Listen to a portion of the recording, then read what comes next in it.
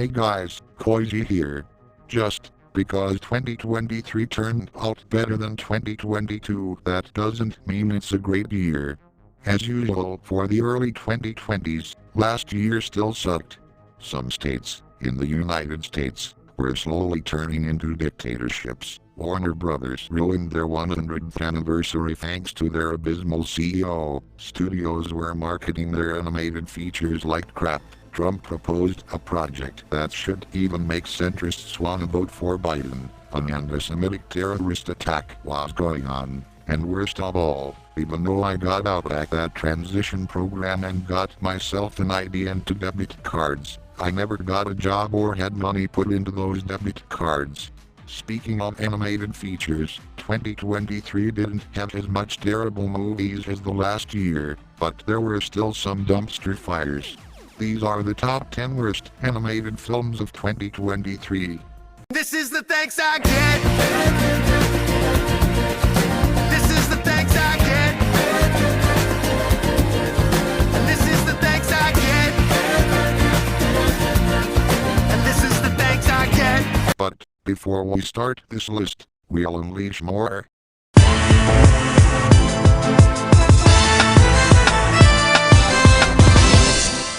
Now, just because these 3 films are honorable mentions for the worst list, doesn't mean they are not good movies. They are not bad movies, which is why they are not on the actual list itself, but I had just seen better animated films in 2023. The other half of the honorable mentions are Paw Patrol: The Mighty Movie. It may not be as good as the first film from 2021, but I still had a pleasant time with it.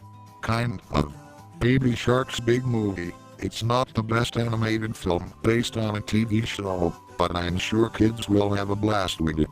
Chicken Run: Dawn of the Nugget. Not only an improvement on the first Chicken Run, which I find overrated, but it's the funniest Aardman film I have seen.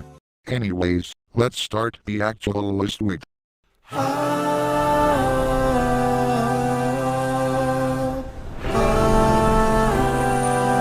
This is not a good way to start the worst list. There are some people who do like this movie. Just because it's starting the list doesn't mean it's a bad film. It also doesn't mean it deserves the abysmal marketing it got either. This marketing is worse than Ruby Gillman's marketing, the marketing for most Netflix animated films, and the marketing of all animated films released by a certain streaming service that we'll talk about later. This movie was announced in 2020, but got its original release date taken away by Paws of Fury, received no information for about 2 or 3 years, got its new release date a week before it happened, received 1 trailer a few days before the limited theatrical release, got dumped onto VOD a few weeks later, and got shafted by Paramount in the process. No animated film deserves to be advertised like that at all. And this type of marketing, or lack thereof, should absolutely be illegal in Hollywood. Why can't they just recast Mako and release this movie this year in July, or at least April?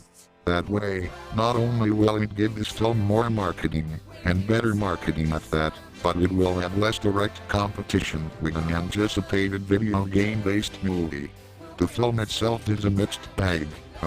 With good animation, good representation of deaf people, and a good opening song, but it also has a weak story, one-dimensional characters, and the other songs are kind of forgettable. This is the thanks I get. This is the thanks I get. And this is the thanks I get. And this is the thanks I get. Speaking of forgettable, good luck trying to remember what happened in this Netflix movie. This movie was trying to be a timeless inspirational fairy tale that tells the audience that the impossible is indeed possible, but it fails miserably. The story was extremely predictable, the comedy was weak, the character design looks weird, and the characters themselves were not interesting at all. The animation is also some of the weakest that Animal Logic has provided for a movie.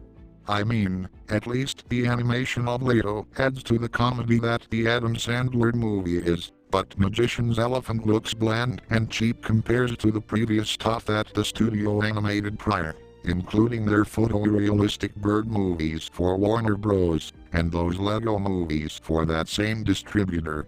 But, like Under the Boardwalk, just because it's on this list doesn't mean it's a bad movie. The film does have its beautiful looking moments in the dream world, the voice acting was decent, and the heart was in the right place. I haven't read the book, so I can't tell if this was faithful to the source material. I don't watch movies for fan service, I just want to see a good movie, but this turned out to be mediocre at best. But the next movie on the other hand, which is also from Netflix, is actually bad. Really bad. This is the thanks I get. This is the thanks I get. And this is the thanks I get. Oh good God, here comes the Chinese ripoff of Moana. For an animated adaptation of The Journey to the West, this film is not as awesome as you think. Whether you know his folk tales or not, Sun Wukong is right up in your knowledge thanks to the pop culture surrounding the character. He is kind of like the Star Wars of China, before Star Wars was a thing. This movie only focused on one thing about the Monkey King himself, and that is to make him an ass. This version of Sun Wukong, alongside the rest of the cast, is so despicable that it makes the Grinch look like Grandmama from Ruby Gillman Teenage Kraken. This movie wants to be Moana so bad with its story that it doesn't do much to reintroduce the Sun Wukong tales to newcomers like myself. It would have had great action scenes if only the animation wasn't that cheap. The movements look so stiff that it's barely suitable for a feature film, and the characters don't look detailed enough. Well, I can say something nice about this Monkey King. At least it's not the Black Cauldron. This is the thanks I get. This is the thanks I get. And this is the thanks I get. We got another movie based on a book I haven't read yet. Again, I don't watch movies for fan service, I just want a good movie. The Amazing Maurice turned out worse than The Magician's Elephant. This movie is the animated fantasy equivalent to Free Guy. Both movies have one thing in common, and that is a cringe attempt at meta-humor. The meta-humor in The Amazing Maurice is so bad and repetitive that it just overshadows the story and character development. The story itself is too forgettable to keep the attention, and the characters are so goddamn annoying, except for Maurice himself, who is a douchebag, and the Rat King, who is a pretty cool villain. This movie also tried to copy Puss in Boots: The Last Wish by having the orange cat fight death, just like that DreamWorks movie. During the wake of its success. Seriously, you're ripping off Puss in Boots: The Last Wish, out of all movies? Come on, that movie's a masterpiece for crying out loud. This is the thanks I get. This is the thanks I get. And this is the thanks I get.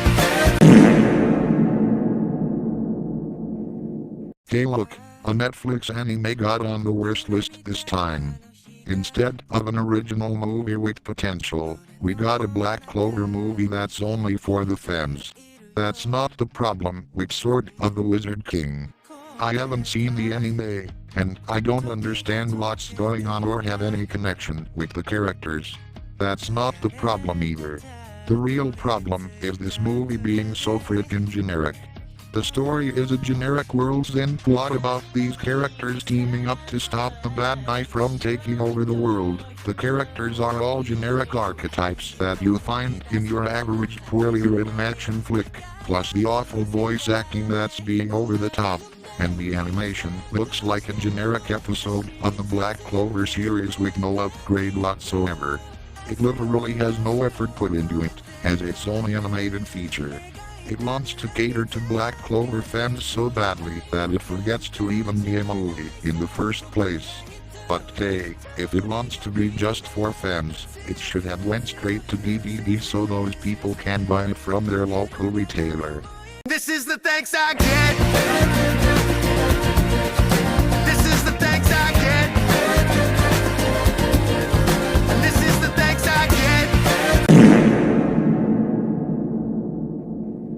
You know, there's a weird pattern in the middle of this countdown. We have a Netflix movie at number 8, a Viva film at number 7, a Netflix anime at number 6, and another Viva film right here. Well, I already have a tie at number 2, so I had to make that pattern. Anyways, what's the reason for Raleigh Road Racers to be on this list? Well, it is very simple. It's a generic animated racing movie with a generic story, cheap animation and generic characters. There's nothing to it that's interesting, or nothing to tolerate. This movie is just so annoyingly bland that it's not even good for kids. Trust me, they'd rather stick with the Cars films from Pixar, because they would only watch those movies, and not some knockoff with talking animals. The only thing in this movie that's worth watching is the Take On Me segment, because that scene has the best use of that song of the whole year due to how creative that scene is for taking advantage of that song.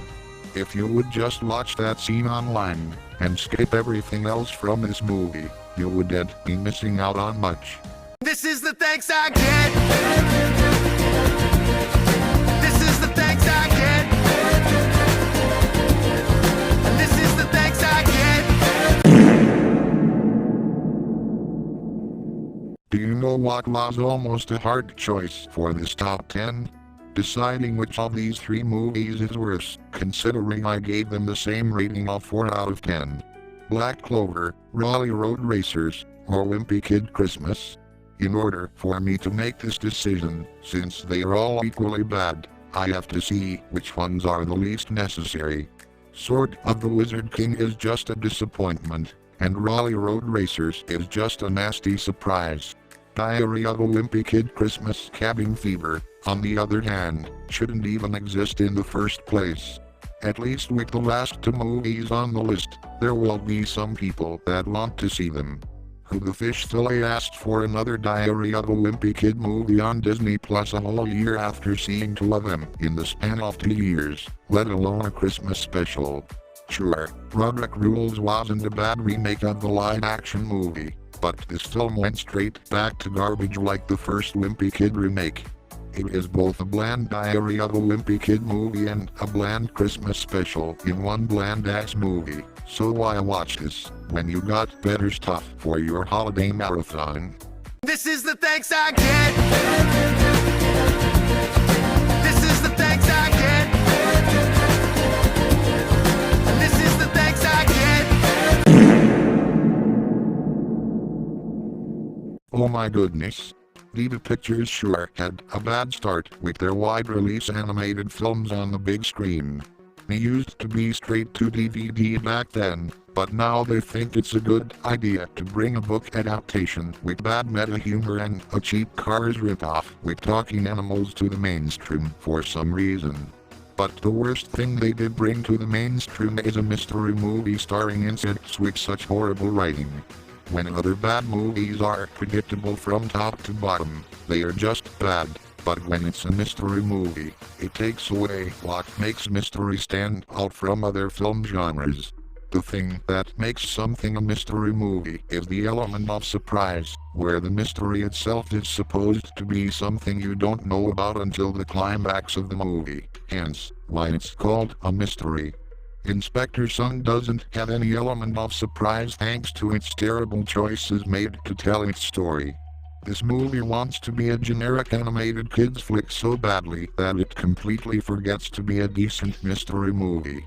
What's even less tolerable is that there's no interesting characters to root for, due to their one-dimensionalness and their mostly crappy voice acting, plus the animation was way too cheap to be put out in theaters. Look, I don't hate Viva Pictures as a studio, and I do hope that they can release an animated movie that's actually good, but I just had such a bad introduction to them. Maybe Dragon Keeper can turn out to be a decent surprise. This is the thanks I get. This is the thanks I get. And this is the thanks I get.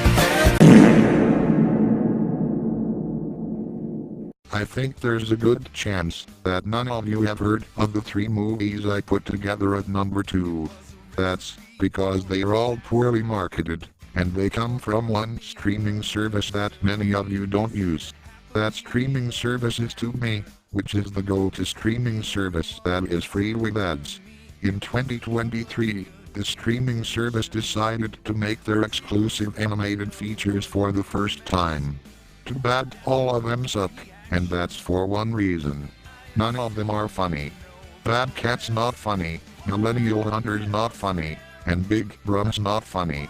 They are just really bad adult animated comedies with cluttered writing, weak animation, dateable characters, and no official soundtracks released online. They are not some of the worst animated features out there, as Bad Cat's character animation is smooth, the backgrounds of Millennial Hunter look cool, and Big Brum tried to be progressive, but everything else makes these 3 movies fall so flat that they all get the same spot at number 2 on this list. And the number 1 worst animated film of 2023, which is also from Tubi, shall be. This is the thanks I get. And this is the thanks I get. This is the thanks I get. Even though Bad Cat was the first animated film for Tubi to release, this film was the first that they actually produced.